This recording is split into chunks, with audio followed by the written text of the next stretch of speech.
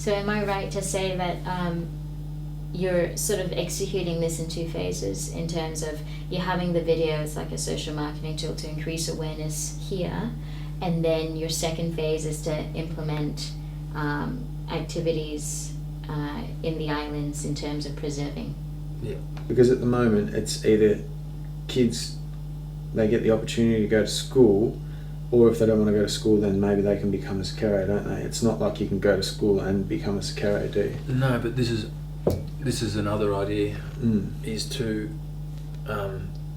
try and give Siberuts the opportunity to teach yeah. at these schools, Which is a great idea. because I mean it's still you still want to promote opportunity for kids to go to school, but aside from learning this and that, they're still going to have the ability to learn about their history and learn about the ways of a Sipora through a teacher. If they were to become educators within their own society again, instead of now they're sort of, like the kids are growing up in the schools and they're forgetting the names of the animals and they're forgetting the names of the plants, and let alone the medicinal values of them. If your objective is to increase awareness and culture of the Mentawai people amongst children aged 7 to 13, this is how you're going to do it.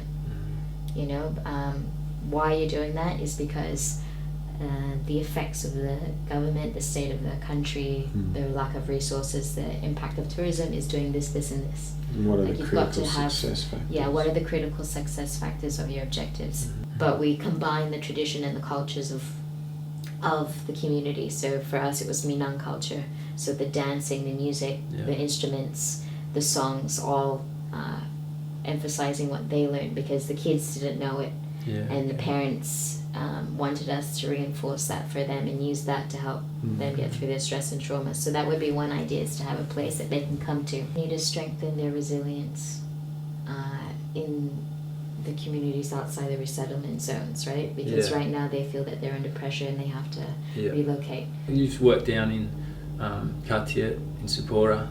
How is the state of the villages? Well, they've lost their identity. It's nowhere. I mean, from what you've described, it seems very different to how traditionally, they don't have that cultural identity anymore. When they're living this traditional lifestyle, they put so much time into surviving, so that they know what they need to do. They get up and they know they need to, search for food and do this sort of things. And then when they get brought into these, villages where things are a little bit more convenient for them, then if they don't have these kind of chores and that, then they're really unsure of what to do. I mean, because there's not the availability of employment, so they're kind of, they're possibly a little bit lost. And then it's drugs and alcohol aren't a problem now, but that's what comes next, because it's already begun in Katia. It has, it already goes. Are they now facing battles of long-term health and poverty issues because they're living in an unsustainable environment? They rather go to you for medicine instead of go to utilize their own resources, such as the nurse, because they know they get it from you for free. So it's that dependency of people wanting to help has turned into Western influence in through these volunteer projects with the main Sipora and the main cultural icons of that society, plus encouraging tourism. The more that happens, the more sort of, I don't know,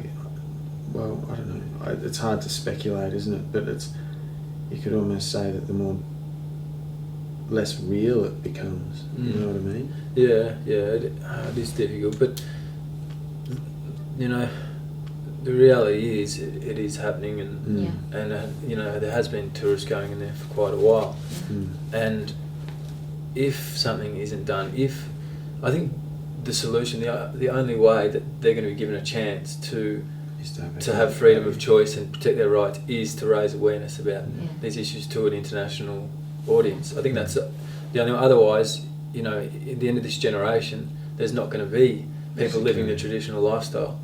It's gone. It'll be history, and there might be a lot of people that have moved on, but they didn't want to. But it's because they were left no choice.